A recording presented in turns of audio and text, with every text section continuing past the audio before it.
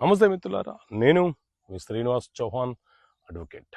మిత్రులారా, ఏదైనా ఒక సివిల్ వివాదంలో న్యాయస్థానము తీర్పునిస్తే ఆ తీర్పును అమలుపరిచే బాధ్యత ఎవరికి ఉంటుంది? సో మిత్రులారా, మన దేశంలో సివిల్ వివాదాల పరిష్కారాల కోసం సిపిసి అనే చట్టం అమల్లో ఉన్నది. ఈ చట్టంలో మనకు 158 సెక్షన్లు ఉంటాయి, అలాగే 51 ఆర్డర్లు ఉంటాయి. ఈ 158 సెక్షన్లలోని సెక్షన్ 38 ఏం చెప్తుంది అంటే, ఏదైనా ఒక సివిల్ వివాదాన్ని న్యాయస్థానము విచారణ జరిపి తీర్పులను ఇచ్చిన తర్వాత ఆ తీర్పులను అమలుపరిచే బాధ్యత ఆ న్యాయస్థానానికే ఉంటుంది. కొన్ని సందర్భాలలో తీర్పు వచ్చిన తర్వాత అవతల పార్టీ సుపీరియర్ కోర్టుకు అప్పీల్కి వెళ్తారు.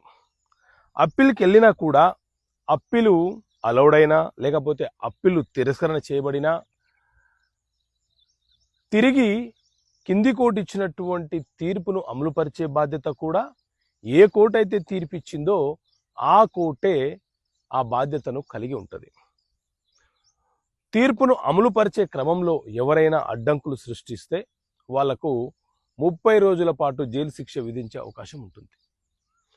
ఈ తీర్పులను ఏ రకంగా అమలుపరుచుకోవాలి అని అనుకుంటే, ఏదైనా ఒక న్యాయస్థానము తీర్పునిచ్చిన తర్వాత ఆ తీర్పును అమలుపరచడం కోసమని ఈపీ పిటిషన్, ఎగ్జిక్యూషన్ పిటిషన్ వేసుకోవచ్చు.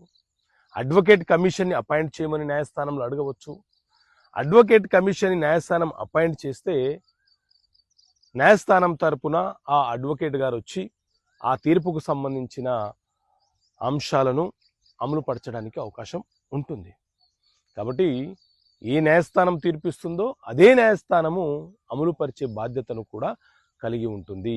ఒకవేళ ఆ న్యాయస్థానము వేరే న్యాయస్థానానికి బదిలీ చేస్తే ఆ న్యాయస్థానము తిరిగి ఆ తీర్పును అమలుపరిచే బాధ్యతను కలిగి ఉంటుంది. ఓకే మిత్రులారా, థ్యాంక్ యూ. జై హింద్.